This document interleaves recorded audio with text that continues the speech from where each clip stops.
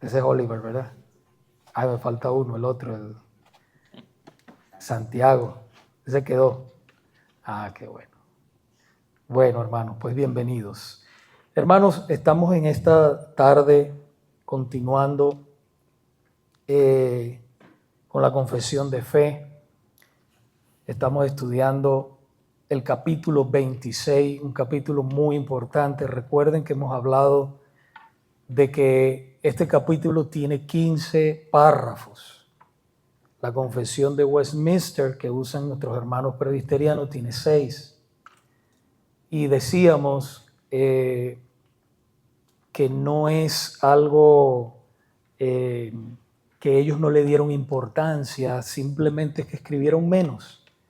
Y nosotros los bautistas reformados escribimos más acerca de este tema de la iglesia. Y yo pienso, a mí me da mucha alegría porque veo lo sustancioso que es este capítulo 26. Hoy vamos a tratar solamente el párrafo 4. De verdad que ustedes saben que antes teníamos 45 minutos, ahora tenemos 1 hora, más media hora de break. Pero ustedes saben, este capítulo pues tiene bastante y entonces no quiero pasar por encima. No me gusta pasar por encima, sino que ir detalles, que ustedes pregunten, que ustedes vayan asimilándolo todo. De todas maneras, yo creo que nadie está apurado aquí, ¿verdad? ¿O sí? ¿Sí? No, nadie está apurado, yo no estoy apurado, así que vamos a ir poco a poco viendo este capítulo tan importante. Entonces, lo primero que usted tiene que hacer y más importante es que usted tenga su Biblia. Eso es lo más importante. Usted sabe que la Biblia es más importante, está por encima de la confesión o de las confesiones. La Biblia. Y después, entonces todos tienen confesión, perdón, se me olvidó preguntar eso. ¿Todos tienen la confesión? Sí. Ok. Entonces, este párrafo nos habla de quién es la verdadera cabeza de la iglesia y quién no es la cabeza de la iglesia. Vamos a ir un momentico a la confesión. Vaya ahí al capítulo 26, el párrafo 4, dice: la cabeza de la iglesia es el Señor Jesucristo, en quien por designio del Padre todo el poder requerido para el llamamiento, el establecimiento, el orden o el gobierno de la iglesia está suprema y soberanamente investido. No puede el Papa de Roma ser cabeza de ella en ningún sentido, sino que él es aquel anticristo, aquel hombre de pecado e hijo de perdición que se ensalza en la iglesia contra Cristo y contra todo lo que se llama Dios, a quien el Señor destruirá con el resplandor de su venida. Vamos a ver primeramente quién tiene la autoridad y el gobierno en la iglesia. Bueno, ya lo leímos aquí en la confesión, pero si usted quisiera en este punto agregar algo, sé que estamos comenzando, pero si usted quisiera agregar algo, bienvenido. A esta pregunta, ¿quién tiene la autoridad y el gobierno en la iglesia? ¿Ah? La hermana dice el pastor. La hermana dice Jesucristo. Bueno, es que decía que primero que es la cabeza. No. Jesucristo la cabeza. Correcto. De la iglesia. De la iglesia. Vamos a ver eso en más detalle. No se sientan mal con nada de lo que dicen, sino que vamos a ir. La palabra del Señor es la que va trayendo convicción a nuestros corazones y vamos creciendo. Los autores de la confesión nos hablan claramente en el punto número 1 del párrafo 4. ¿Quién es la cabeza de la iglesia y quién es el que ejerce su autoridad y gobierno. Vamos otra vez ahí a la confesión. Cuando leemos las cosas 2 veces, o 3 o 4, nosotros podemos sacar mejor provecho de lo que estamos leyendo. Vamos a ir otra vez ahí al párrafo 4.1. Dice, la cabeza de la iglesia es el Señor Jesucristo, en quien por designio del Padre todo el poder requerido para el llamamiento, el establecimiento, el orden o el gobierno de la iglesia está suprema y soberanamente investido. En otras palabras, nuestro Señor Jesucristo es la cabeza de la iglesia y Él a través de su palabra escrita es quien maneja y ordena su iglesia y no los hombres. ¿Okay? Es su palabra.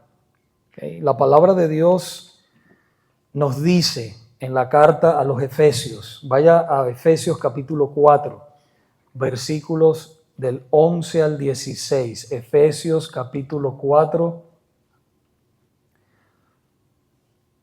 versículos del 11 al 16. Y dice así la palabra del Señor. Y Él mismo, está hablando de nuestro Señor Jesucristo, constituyó a unos apóstoles, a otros profetas, a otros evangelistas, a otros pastores y maestros, a fin de perfeccionar a los santos para la obra del ministerio. Vaya poniendo mucha atención en cada palabra que el Señor nos está dando.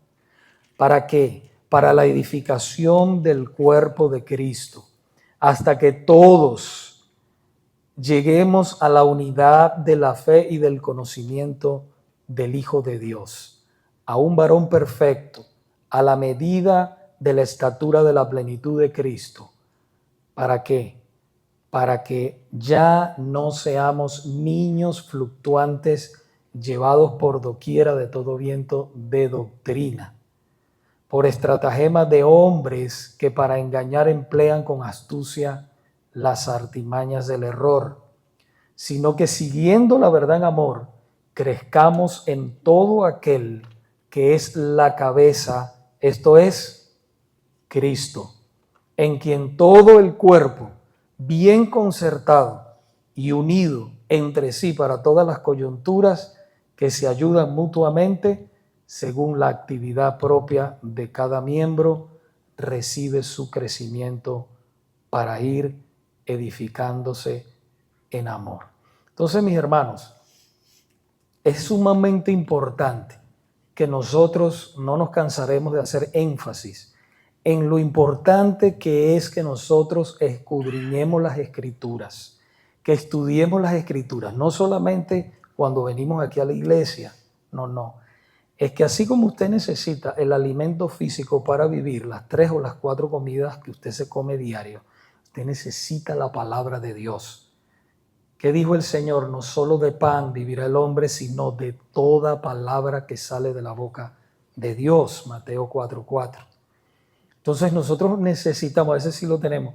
Y hay algo importante, que cuando nosotros leemos la palabra, no solamente debemos leerla, sino meditar en ella. Los puritanos hacían eso, ellos tenían esa costumbre, ¿verdad? Ellos meditaban en lo que habían leído, rumiaban la palabra. Ustedes saben que me viene a la mente como las vacas, ¿verdad? Que no es que somos vacas, pero ustedes saben que las vacas tienen ese proceso. Ellas comen el pasto, y después te lo tragan, y después se lo vuelven otra vez.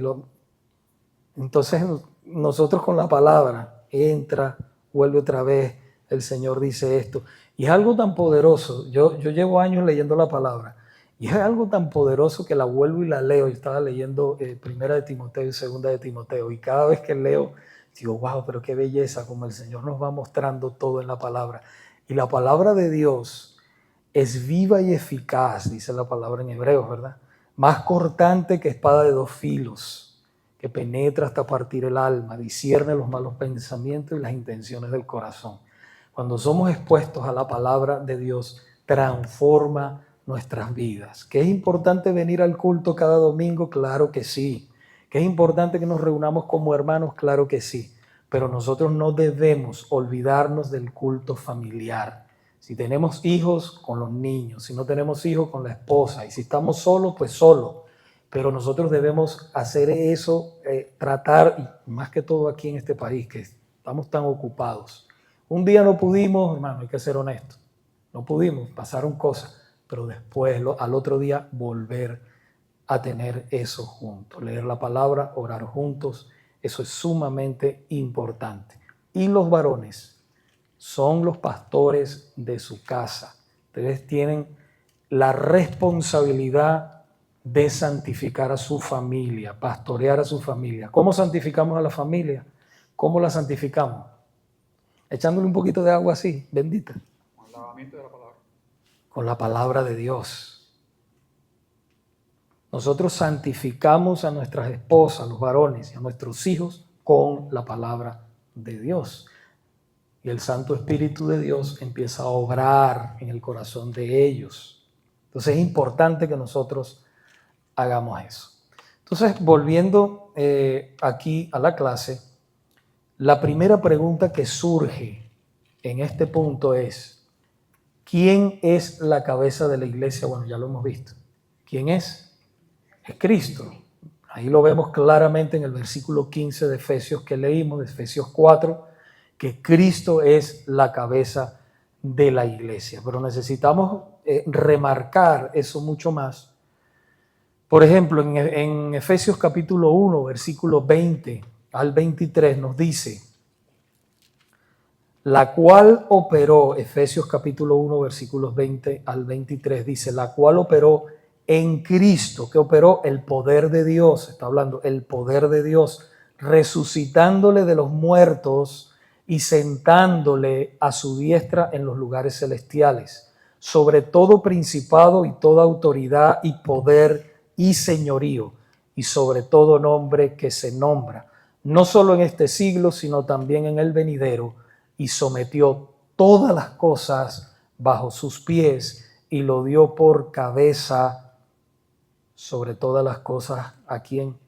A la iglesia, la cual es su cuerpo, la plenitud de aquel que todo lo llena en todo. Así que vemos, hermanos, una y otra vez en las Sagradas Escrituras que nos dicen que Cristo es la cabeza de la iglesia. Veamos un par de versículos más en la Sagrada Escritura. Por ejemplo, Colosenses capítulo 1, versículo 18 nos dice: y Él, hablando otra vez de nuestro Señor Jesucristo, es la cabeza del cuerpo que es la iglesia, el que es el principio, el primogénito entre los muertos, para que en todo tenga la preeminencia. Y Efesios capítulo 5, versículo 23, dice: porque el marido es cabeza de la mujer, así como Cristo es cabeza de la iglesia. Ahí lo dice claro, Cristo es cabeza de la iglesia, la cual es su cuerpo y Él es su Salvador.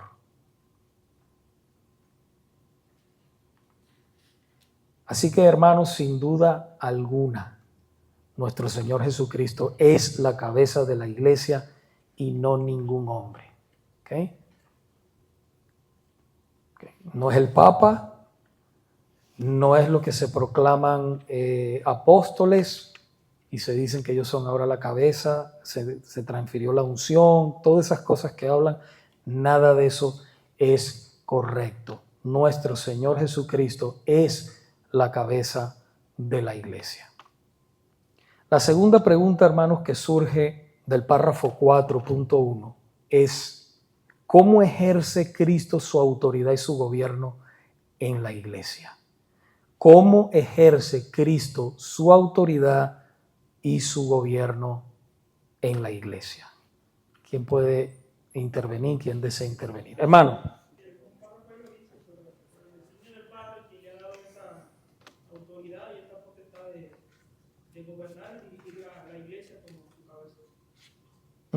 Pero fíjese la pregunta, hermano. ¿Cómo ejerce? A través de su palabra. ¿Ok? Se está acercando la hermana, sí. Muy bien. Exacto. Ok, vamos a ver. Cristo ejerce su autoridad y su gobierno mediante el Espíritu Santo. No se nos puede olvidar eso. Mediante el Espíritu Santo, y llama y capacita a algunos hombres para que dirijan su iglesia. No estamos solos. ¿Se acuerdan que el Señor dijo, me voy a ir, pero les voy a dejar otro consolador, porque el Señor era el consolador, otro consolador? Vamos a verlo en la palabra. El Espíritu Santo es el vicario de Cristo. La palabra vicario significa uno que tiene las veces, poder y facultades de otra persona o la sustituye. Y eso solamente lo puede hacer el Espíritu Santo, que es la tercera persona de la Trinidad, que es Dios. ¿Okay? Espíritu Santo es Dios también. Así que el Padre ha enviado al Espíritu Santo para continuar y llevar a cabo la obra de Cristo aquí en la tierra. ¿Okay? Vamos a verlo en Juan, en el Evangelio de Juan, capítulo 14, versículos 16 y 18. 16 y 18. Si nosotros no tuviéramos el Espíritu Santo, hermano, ¿cómo la iglesia va a ser dirigida? Por supuesto, su palabra. ¿Okay? El Espíritu Santo inspiró su palabra a estos hombres que escribieron y todo. Pero también el Espíritu Santo está en nosotros. Y llama para siempre. Y llama a algunos para que ejerzan el liderazgo en la iglesia. Vamos a ver el Evangelio de Juan capítulo 14, versículos 16 al 18. Dice, y yo rogaré al Padre y os dará otro consolador para que esté con vosotros para siempre. El Espíritu de verdad, al cual el mundo no puede recibir porque no le ve ni le conoce.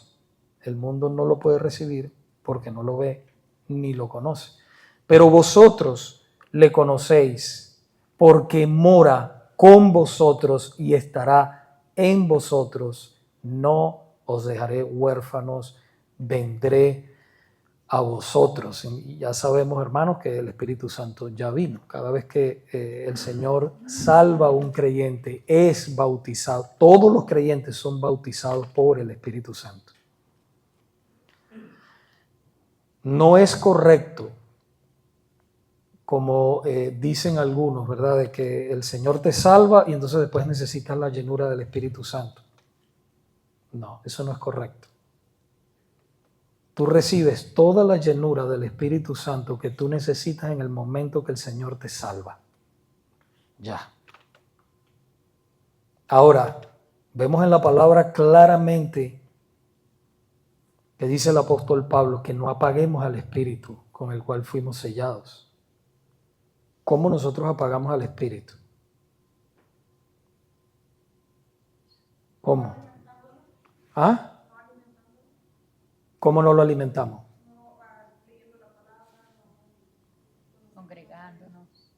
Congregándonos. Ayunando. Ajá. Leyendo la palabra, orando. No se le olvide la oración.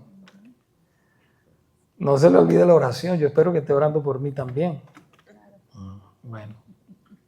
Exactamente. Nosotros somos responsables, ¿verdad?, de llenarnos del Espíritu Santo. Y eso se busca en la oración, en el ayuno, cuando el Señor nos lleva al ayuno, y la lectura de la palabra. Es importante.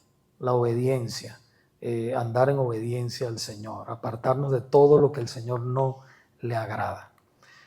Vemos también otra cita bíblica un poco más adelante, ahí mismo en el Evangelio de Juan, capítulo 14, versículo 26, dice, mas el Consolador, el Espíritu Santo, a quien el Padre enviará en mi nombre, Él os enseñará todas las cosas y os recordará todo lo que yo os he dicho. Si ustedes recuerdan, hay un ejemplo de muchos, pero hay un ejemplo en el libro de los Hechos. Ustedes saben que el libro de los Hechos es un libro histórico, ¿okay?, de la iglesia, los comienzos de la iglesia. Y aquí nosotros podemos ver un ejemplo de la forma en que el Espíritu Santo guía a los hombres de Dios, ¿verdad? Y a las mujeres de Dios. Pero en este caso eran hombres. Por ejemplo, vaya conmigo a Hechos capítulo 16, versículos del 6 al 10, para que usted vea el Espíritu Santo en acción dirigiendo a Pablo y los demás hermanos. Dice: y atravesando Frigia y la provincia de Galacia, les fue prohibido por el Espíritu Santo hablar la palabra en Asia. Usted dice, pero ¿cómo va a ser prohibido si ellos tenían que hablar la palabra? Estaban predicando el Evangelio. Estaban predicando el Evangelio. Pero dice que el Espíritu Santo se los prohibió hablar la palabra en Asia. Cuando llegaron a Misia, intentaron ir a Bitinia, fíjese por segunda vez, pero el Espíritu Santo no se los permitió.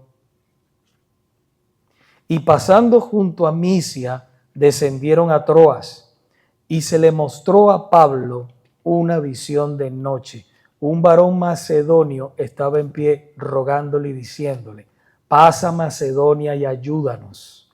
Cuando vio la visión, enseguida procuramos partir para Macedonia, dando por cierto que Dios nos llamaba para que les anunciásemos el Evangelio. Entonces ahí podemos ver cómo el Espíritu Santo nos guía. Hay cosas que son buenas y las podemos hacer para Dios, pero no todo Dios nos los ha dado a nosotros que lo hagamos. Y nosotros quisiéramos hacerlo, ¿okay? Pero el Espíritu Santo, hablando de un contexto de iglesia, estoy hablando, pero el Espíritu Santo guía a los pastores, ¿verdad?, cómo Él quiere que la iglesia sea dirigida. Por supuesto, esos pastores tienen que estar sometidos al Señor. Y por eso es importante que usted conozca la palabra, a ver si el pastor está sometido al Señor o no, o si lo que está diciendo es algo fuera de la palabra de Dios. Porque usted no debe someterse a nadie que esté fuera de la palabra de Dios.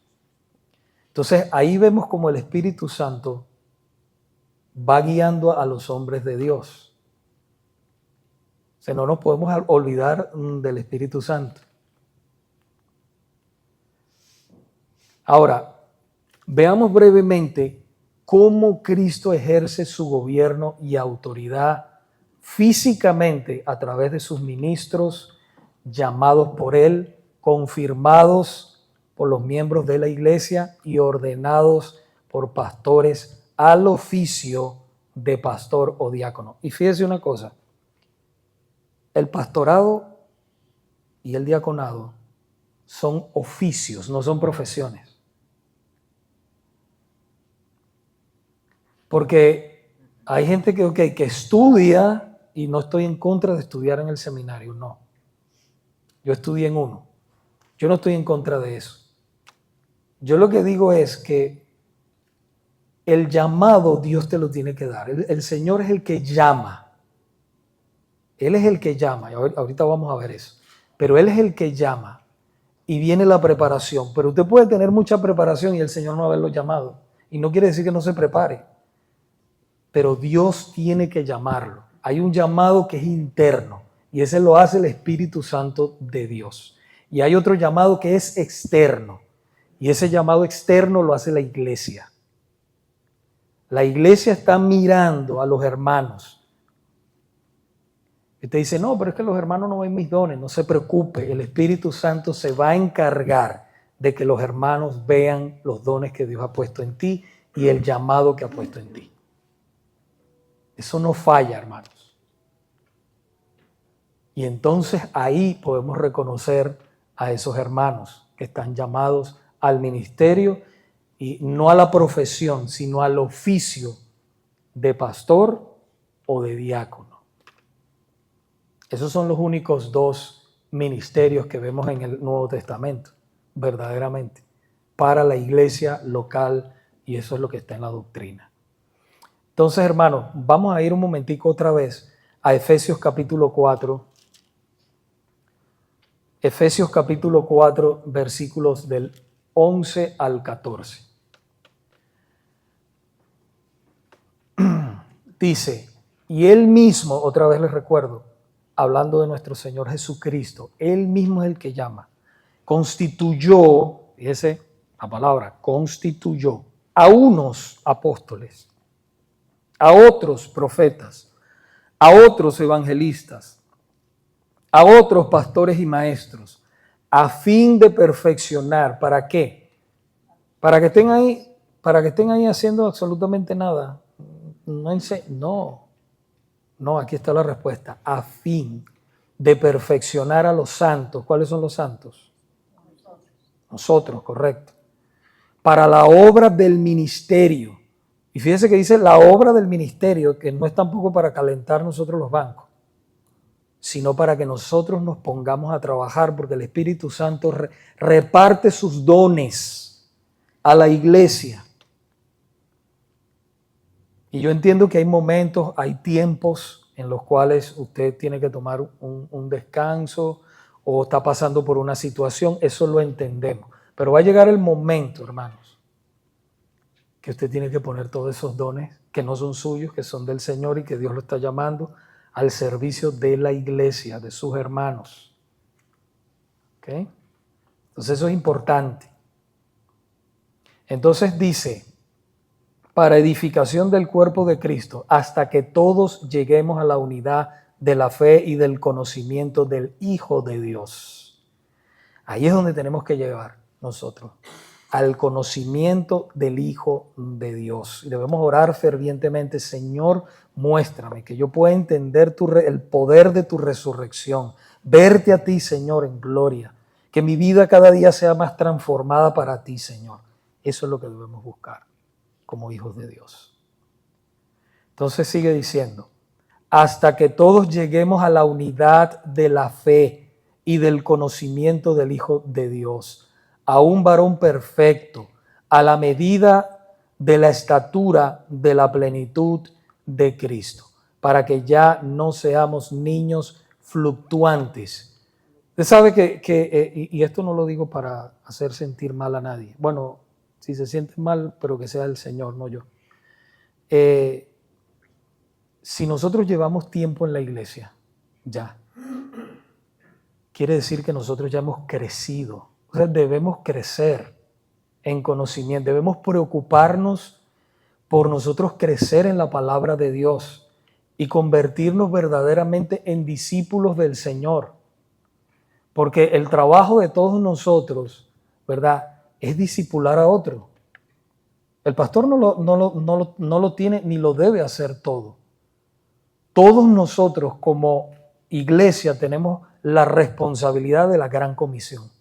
Todos debemos enseñar, todos debemos, claro, no todos deben ser maestros, no todos deben ser diáconos, no todos deben ser pastores, eso yo entiendo. No todos deben ser, pero todos estamos llamados a compartir la palabra de Dios. Llega un hermano nuevo, el Señor lo salva. Déjame llamarlo por teléfono. ¿Qué necesitas? Déjame enseñarle la palabra, que crezca. Yo me acuerdo que cuando el Señor a mí me salvó, ese hermano que les estaba hablando al principio, ese hermano no me soltó. Y yo tenía unas preguntas, pero difíciles. Y ese hermano no me soltó. Y digo, bueno, menos mal que el Señor me mandó un militar. Porque yo le hacía preguntas y le hacía esto y hacía lo otro. Y él ahí conmigo, hermano, estuvo más de un año conmigo ahí. Y me ayudó mucho y yo le agradezco al Señor por la vida de él. Y eso debemos hacer. Vemos a alguien, debemos preocuparnos. No vivamos tanto para nosotros. No le digo que no viva para usted y sus cosas, pero lo que estoy diciendo es que no nos dejemos atrapar por las cosas triviales de este mundo, las cosas perecederas de este mundo. Lo más importante son las cosas de Dios, hermano. Cuando nosotros nos vayamos de este mundo no nos vamos a llevar nada, no nos vamos a llevar los carros, ni las casas, ni nada de eso. Debemos llegar al punto tanto de estar con el Señor que le perdamos amor a las cosas materiales. ¿Cuándo yo sé que yo le he perdido amor a las cosas materiales? Bueno, me roban el carro, no le doy importancia. Ya el Señor me dará otro, ¿no? Le perdí amor a las cosas materiales. Claro, lo debo cuidar y todo está bien. Pero si me lo robaron, bueno, y no aparece, hay gente que se vuelve como loca. Se perdió esto, o perdió la casa y es como si ya, o le robaron la cuenta de banco, es como, no, ok, es mi sacrificio, pero yo confío en Dios. Dios tiene un propósito conmigo, con mi vida y con lo que me está pasando. Eso debemos llegar a ese punto, hermanos, ahí, en ese momento. Entonces, hablando de lo que son los ministerios y el llamado de Dios, hablamos al principio de lo que son los apóstoles y los profetas. Los apóstoles y los profetas, ellos pusieron el fundamento. Nosotros hemos hablado de lo que es un fundamento. Todos los que trabajan en la construcción saben lo que es un fundamento, ¿verdad? Usted echa el fundamento y ya, una sola vez, ya, más nada. Usted no sigue poniendo otro fundamento y otro fundamento y otro fundamento. No, no, no. Un solo fundamento. Y encima del fundamento, usted comienza a edificar. ¿Okay? Efesios capítulo 2, versículo 20. Vaya unos capítulos más atrás. Efesios capítulo 2, versículo 20 nos dice, edificados sobre el fundamento, mira la palabra, fundamento de los apóstoles y profetas, siendo la principal piedra del ángulo Jesucristo mismo. Entonces quiere decir que ya no existen en este tiempo ni apóstoles ni profetas. No lo hay, así usted lo vea en las redes sociales, lo que sea, no existe. ¿Okay? Fueron los apóstoles originales del Señor, ya. Los profetas en el Antiguo Testamento, ya. ¿Qué hay ahora? Bueno, hay evangelistas, hay pastores, maestros. Evangelistas, todos los hermanos que tienen yo los he visto, ¿no? Hay hermanos que son muy de hablarle a todo el mundo andan hablándole. Aunque es tarea de todos, ya hemos hablado, predicar la palabra de Dios y comunicarla. Pero los evangelistas, ¿qué hacen? Estamos todo el tiempo hablando la palabra de Dios. Y están los pastores y están los maestros que continúan edificando la iglesia del Señor. También, hermanos, y no se nos debe olvidar, está el ministerio de ayuda, el cual es muy importante para la iglesia y también ellos son llamados por el Señor, que son los diáconos de la iglesia. Y veamos brevemente el oficio de los pastores y de los diáconos. Veamos cuáles son sus requisitos, y lo voy a hacer porque no tenemos mucho tiempo, porque ustedes saben que eso es una clase grande, pero tiene que ver ya que estamos hablando de todo esto. Y más adelante en esta clase, en este capítulo, de la confesión, lo vamos a ver más detalladamente. Pero veamos aquí brevemente cuáles son sus requisitos y sus funciones en la iglesia, y de esta manera podemos ver más claramente cómo Cristo, a través del Espíritu Santo, delega su autoridad y su gobierno a la iglesia. Vaya conmigo, por favor, a la carta de Timoteo. 1 Timoteo, capítulo 3, versículos del 8 al 13. 1 Timoteo, capítulo 3, versículos del 8 al 13. Y aquí nos habla de los requisitos para ser un diácono. Dice, los diáconos asimismo deben ser honestos, sin doblez, no dados a mucho vino, no codiciosos de ganancias deshonestas, que guarden el misterio de la fe con limpia conciencia. Fíjense ustedes, o sea, la doctrina, la palabra, deben guardarla. Y estos también sean sometidos a prueba primero. O sea, vamos a ordenar un diácono, debe ser sometido a prueba primero. Y entonces ejerzan el diaconado. Entonces dice, si son irreprensibles. ¿Qué significa la palabra irreprensibles?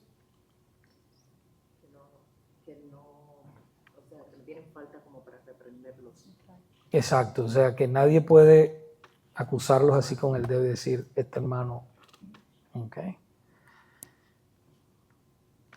Dice, las mujeres asimismo sean honestas, no calumniadoras, sino sobrias, fieles en todo.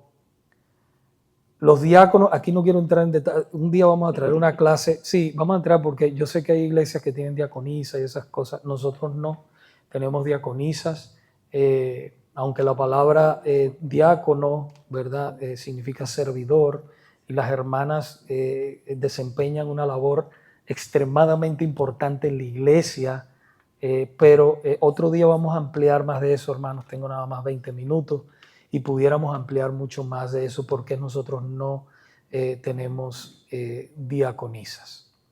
Entonces, seguimos aquí, dice, porque los que ejerzan bien el diaconado ganan para sí un grado honroso y mucha confianza en la fe que es en Cristo Jesús. O sea, los diáconos ganan un respeto, los diáconos que ejercen su ministerio como debe ser, ¿verdad? Ganan gran respeto en la congregación y mucha bendición delante del Señor también.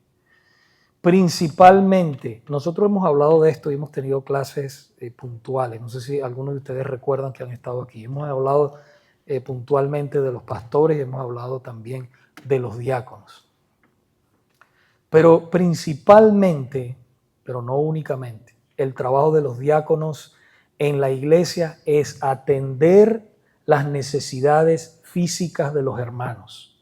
Ese es el trabajo primordial, pero no es el único.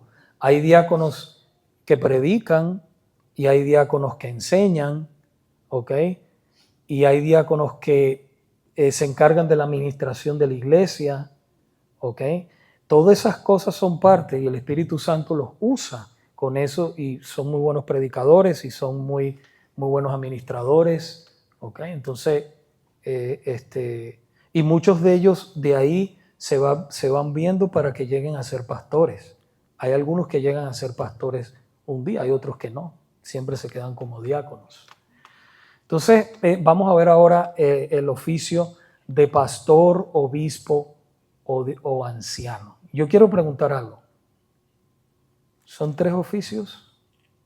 ¿Qué? Ok, ya, quiero, a ver, yo sé que por acá sabe, yo sé, pero quiero ver cómo está. ¿Es lo mismo pastor, obispo o anciano? ¿Es lo mismo? ¿Ah? ¿Por qué sí? ¿Ah? Es que es lo mismo, el obispado, el pastorado y los ancianos de la iglesia son los que son llamados por Dios para instruir, para enseñar en la iglesia. Correcto, la palabra es lo mismo. Exacto, es sinónimo. Es sinónimo, pastor, obispo o anciano de la iglesia. Bueno, a mí cuando yo estaba más joven, empecé a ser pastor, entonces yo decía anciano y se burlaban de mí porque me veía muy joven, pero ahora que me estoy dando la barba y tengo canas aquí, pues entonces ya ahora sí, es anciano. No, hermano, no es por eso, sino que asimismo las Sagradas Escrituras llaman. Yo soy un anciano, yo soy un obispo. El obispo es un supervisor de la grey de Dios. Sí. Anciano, bueno, porque el Señor lo ha llamado más experiencia en la palabra de Dios. La palabra de Dios nos dice, ya lo vamos a leer, que sea apto para enseñar. El pastor no puede ser pastor si no es apto para enseñar a la grey de Dios. No lo tiene que saber todo, ¿verdad? Pero sí debe tener un nivel que pueda enseñar a la iglesia. ¿Okay? Y pastor, bueno, pastorea ovejas, no cabras, ovejas. ¿Usted sabe la diferencia de las ovejas y las cabras? ¿Verdad? Las ovejas se someten, obedecen al Señor y lo siguen. Por eso el Señor dijo, mis ovejas oyen mi voz y me siguen. ¿Sí? Y las cabras no, ¿verdad? Las cabras brincan, saltan, son rebeldes. Ahí hay un pastor que entiende lo que estoy diciendo. ¿Verdad? Pasa eso. Entonces, hay una diferencia. Así. Entonces, los pastores pastorean las ovejas o el rebaño del Señor. Vamos a ir a 1 Timoteo capítulo 3, versículos del 1 al 7. Dice, palabra fiel, si alguno anhela obispado, buena obra desea. Fíjate cómo nos dan los requisitos para los que son llamados a ser pastores. Dice, buena obra desea. Pero hay muchas personas que desean el obispado o el pastorado, pero la desean, pero no reúnen los requisitos. Dice, pero es necesario, fíjese que dice, es necesario que el obispo sea irreprensible. Definitivamente ya dijimos que es lo que es irreprensible. Marido de una sola mujer. Y te dice, bueno, se supone, hermano, pero verdaderamente hemos visto en las redes sociales que algunos dicen que son pastores y no, porque Abraham y porque Jacob tuvo 4 mujeres, 5 mujeres, entonces eso no es, eso es torcer las escrituras, no, dice marido de una sola mujer. Quiere decir que no puede tener 2 a la vez, una sola mujer. Dice que debe ser sobrio, prudente, o sea, prudente con las cosas que habla, que dice, aunque no debe ser no es perfecto. A veces a uno se le salen cosas que uno no debe decir y eso es muy bueno porque los hermanos no tienen esa confianza, pero cuando tu esposa te oye que tú dices una cosa que no es prudente, después ella en la intimidad te lo dice. Dijiste esto en la iglesia y no debiste decir esto, ¿ves? Porque te tiene confianza. Entonces tú debes escuchar a tu esposa, ¿verdad? Porque el Espíritu Santo la usa también. Entonces, sí, es verdad, dije esto, no lo voy a decir más. Entonces, dice, hospedador, decoroso, hospedador, apto para enseñar. Ahí eso, sí, si el pastor no puede enseñar, pues entonces definitivamente Dios no te está llamando al pastorado. Hermano, Ariel. Perdone, pastor. Sí. Con respecto al énfasis que hace el marido de una sola mujer, ¿qué pensamos con respecto a pastor que pierde su matrimonio porque su mujer lo traicionó? Y donde sabemos que por traición la Biblia nos permite la separación. Correcto. Y nos permite volver a casar, sí, pero en el caso que sea disolución de matrimonio. ¿Qué pensamos con respecto al pastor? Sí, muy buena pregunta, hermano. Sí, o de volverse a casar. Sí. Sí. Que sea el pastor de una iglesia, ¿qué doctrina tenemos con respecto a que si el pastor debería volver a casarse, si puede seguir en el gobierno de la iglesia? Si ya sí. sería marido de una sola mujer o no? Sí. Fíjense que lo que está diciendo aquí es que sea marido de una sola mujer, o sea, que no tenga una mujer, o sea, 2 mujeres a la vez, sino una sola mujer. Ahora, De bigamia. correcto, bigamia. Si el caso que estaba diciendo el hermano Ariel es un pastor, es lo que está diciendo él para que todos escuchen. Él está hablando de un pastor que su esposa lo traicionó.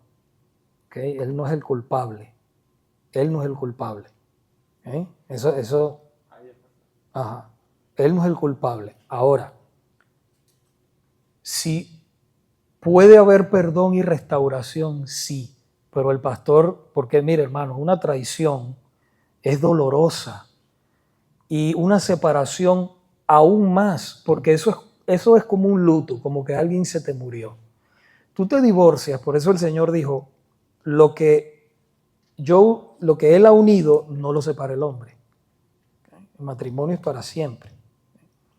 Y nosotros luchamos para que ese matrimonio se restaure, así sea de un pastor. ¿sí? Él debe buscar a otros pastores ayuda con todo eso. Pero si vamos a suponer que él se divorcia, porque es el caso que está diciendo el hermano, se divorcia el pastor, debe estar un tiempo, porque eso es, vuelvo y repito, eso es como si fuera una muerte. Eso es terrible, la traición más la separación de esa persona. Porque acuérdense que ustedes son y somos una sola carne. O sea, esa otra mitad tuya fue arrancada de ti. Entonces ahí hay un dolor, una herida profunda. Y entonces ese hermano no puede pastorear por ese momento así, de esa manera. Ahora, con el tiempo, no quiero hablar de tiempo porque cada uno, es igual que un luto, hay personas que se restauran, son sanadas, restauradas en unos 3 años, otros tardan hasta 5 años. Depende de la persona, ¿verdad? También. Pero como esta tarea del pastorado es tan fuerte, ¿okay? Y pasa algo así como habla el hermano, entonces sí debe haber un tiempo prudente y ese pastor debe estar con otros pastores cerca para que lo ayuden a restaurar su vida espiritual. Y si el Señor le trae una mujer, porque hermano, le voy a decir sinceramente algo, tiene que ser una mujer que Dios haya preparado para que sea esposa de un pastor, porque si no la prepara el Señor, así sea cristiana, va a ser un problema. Es mejor que se quede solo. Va a ser un problema porque la mujer está preparada por Dios también, porque se llevan muchas cosas en el pastorado y tienes que privarte de muchas cosas y muchas cosas suceden en el pastorado. Y las hermanas muchas veces van a ella, ustedes ven, las hermanas a veces van a Mili y esto, entonces tiene que ser una mujer que esté preparada para luchar con todas esas cosas también. Pero de decir que sí, se puede volver a casar, sí se puede volver a casar, hermano. Y más si es un hombre joven. Yo digo que sí. No veo nada en la palabra que diga que no. Mi punto clave es, ¿puede seguir ejerciendo como pastor? Se puede volver a casar y sí puede con el tiempo, no en el momento. Por eso digo, no en el momento, porque en el momento está en medio de esa herida. Y estamos hablando de que es la persona inocente. Pero si él... No. En mi punto de vista, entre comillas. Ah, bueno, no. O sea, pero yo lo estoy tomando como que él es inocente del problema. Pero si él ha sido el que ha cometido el adulterio, él no puede pastorear jamás. Jamás. Jamás. Él no puede, por lo menos entre nosotros los reformados, no puede volver a pastorear jamás. No.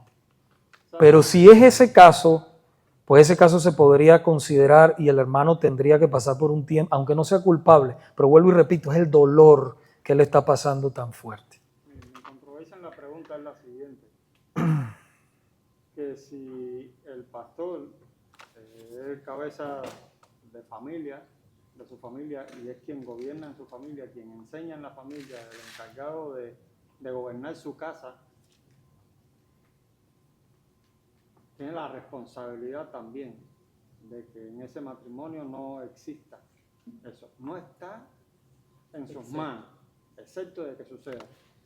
Pero creo que sí existe una pequeña responsabilidad cuando eso sucede. Para que exista una traición tiene que haber 2 personas y una de las dos tiene que estar, ¿cómo se llama? Aislada o rechazada o fallando en el matrimonio. Bueno, todos, inclusive el pastor, está llamado a cuidar a esa ayuda idónea. Está llamado. Pero eso no es excusa para que la hermana cometa adulterio. Eso no es excusa. ¿Okay? No, es que yo lo hice porque él me descuidaba. Eso no es una excusa. Usted está pecando primeramente en contra de Dios. Más nada. Usted está pecando en contra de Dios. Entonces, eso sería, en ese caso, sí. Y además, el pastor tiene, hermanos, estamos hablando de esto, tiene mucho trabajo y todo, y la mujer tiene que, por eso les digo, que en ese momento la mujer tiene que ser muy comprensible. Las hermanas deben, usted sabe que es bueno que las hermanas que son esposas de otros pastores se hagan amigas, porque pueden compartir cosas en común que no tienen otras hermanas con ministros, ¿no? Que sea, no sé si me explico. O sea, están pasando por lo mismo y es bueno que se hablen, que pregunten y todo, sobre todo pastores que ya llevan tiempo en el ministerio. Pero definitivamente, el hermano sí no debe descuidar su matrimonio, ¿verdad? Pero el pastor a veces tiene muchísimo, bueno, siempre tiene mucho trabajo, tiene que estar pendiente de todo el mundo porque todo el mundo espera del pastor. ¿Ves? Y entonces dice, pero el pastor no me llamó, o el pastor no esto, o el pastor no lo otro, ¿verdad? Y entonces el pastor sí tiene que atender las necesidades de la iglesia y todo, pero la mujer tiene que entender, la esposa tiene que entender que hay cosas, inclusive cuando la mujer entiende, es una mujer también llamada por Dios a ser esa ayuda idónea, que soporta, que ayuda, pues se convierte más bien en una bendición grande para la iglesia. Amén. Entonces los hermanos por eso tienen que orar. Pero no, mi hermano, sí puede volver a pastorear si no es el culpable de él. O sea, eso hay que analizarlo muy bien.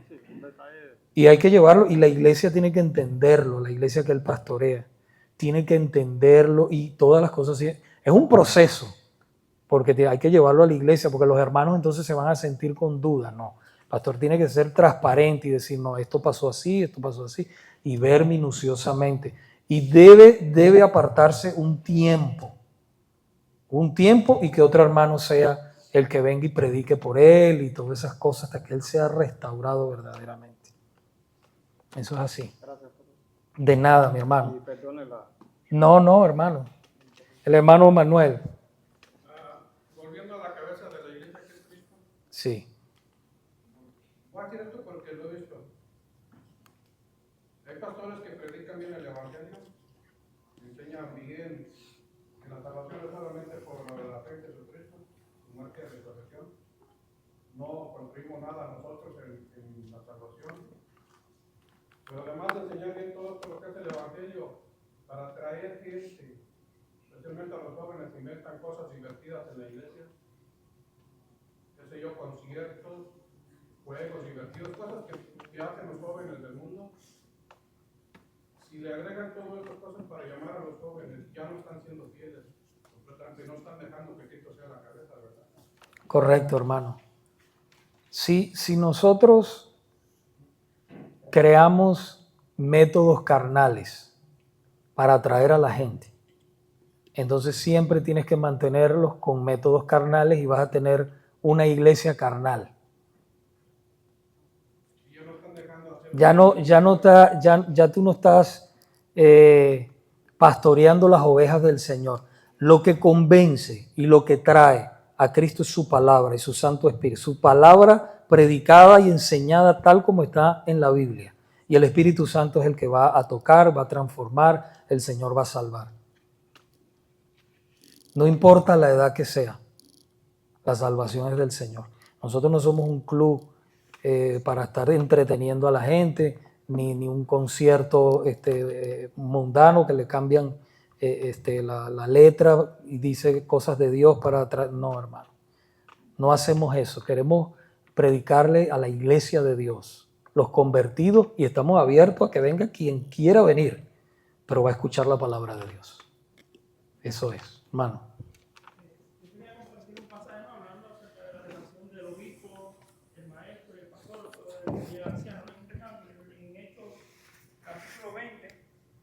Verso 28, aquí también se ve la responsabilidad que tiene el obispo, el anciano o el pastor, ¿no? Y cómo es instituido por el Espíritu Santo, que era lo que usted decía. Dice, por tanto, mirad por vosotros y por todo el rebaño en que el Espíritu Santo os ha puesto por obispo, para apacentar la iglesia del Señor, la cual él ganó por su propia sangre. Y aquí, cuando usted hablaba de la relación de los términos, normalmente en la Biblia se usan estos términos indistintamente, pero normalmente a veces están como relacionados, ¿sabes? Porque el obispo en este caso está llamado a apacentar la grey de Dios, a cuidarla y guiarla, como lo hace el pastor también. Quiere decir que guardan también cierta relación en la labor que hacen como tal, ¿no? En la iglesia. Pero es importante saber eso, que realmente son instituidos por el Espíritu Santo. Personas que tienen, como usted decía, ser llamadas y a raíz de ser llamadas, entonces ejercen, ejercen una enseñanza bíblica conforme a la cabeza que es Cristo. Perdón, hermano, quiero como aclarar, o sea, lo que me está diciendo. Usted está hablando del mismo oficio, ¿verdad? Cuando usted dice pastor y anciano y... Sí, que guardan, sí, es lo mismo. Ok. Sí, es que quería... Sí, es lo mismo, Ok. Es lo que le quise decir, que tienen mucha relación, es prácticamente lo mismo. Es lo mismo. Sí. Es lo mismo. Sí, es lo mismo. Ok. ¿Alguna otra pregunta o sugerencia? Sí. Ok, bueno, hermanos, entonces regálenme unos 5 minutos, 7 minutos para terminar. Por eso les decía que solamente este párrafo nos iba a tomar un tiempo, porque surgen muchas preguntas y detalles. Entonces, así, de esta manera, nuestro Señor Jesucristo delega y ejerce su gobierno y autoridad en su iglesia local, a través de hombres llamados por Él, confirmados por la membresía de la iglesia y ordenados por los pastores de la misma iglesia o de otras iglesias hermanas. Ustedes saben que hace poco nosotros ordenamos un hermano de Spring, el pastor Marcelo, y fuimos algunos pastores allá a ordenar al hermano Marcelo. Somos de la misma, somos iglesias hermanas, ¿okay? Las 4 iglesias, 3 iglesias, ¿no? 4 iglesias, bueno, 4 con él, 4 con el hermano Marcelo. Ahora, para culminar en estos 5 minutos que me están regalando, ¿quién no es la cabeza de la iglesia? ¿Quién no es la cabeza de la iglesia? Leamos la confesión, vamos a la confesión un momento, en el párrafo 4.2. Dice, de nuevo lo leo, dice, no puede el Papa de Roma ser cabeza de ella, de la iglesia, estamos hablando, en ningún sentido, sino que él es aquel anticristo, aquel hombre de pecado e hijo de perdición que se ensalza en la iglesia contra Cristo y contra todo lo que se llama Dios, a quien el Señor destruirá con el resplandor de su venida. Entonces, ya hemos visto, mis hermanos, por las Sagradas Escrituras, que la cabeza de la iglesia es Cristo y no el Papa de la iglesia de Roma. Eso lo tenemos claro por las Escrituras. Acuérdense que nosotros, el grito de la Reforma es sola Escritura, ¿verdad? Sola Escritura, una de las declaraciones de las 5 solas. Sola Escritura. Así que ningún otro hombre en esta tierra es cabeza de la iglesia, solamente nuestro Señor y Salvador Jesucristo. Y esto ha quedado bien claro. Pero en la época de la Reforma Protestante, los reformadores, como Martín Lutero y otros, pensaban que el Papa era el anticristo, de 2 de Tesalonicenses capítulo 2, versículo del 2 al 9. Del 2 al 9.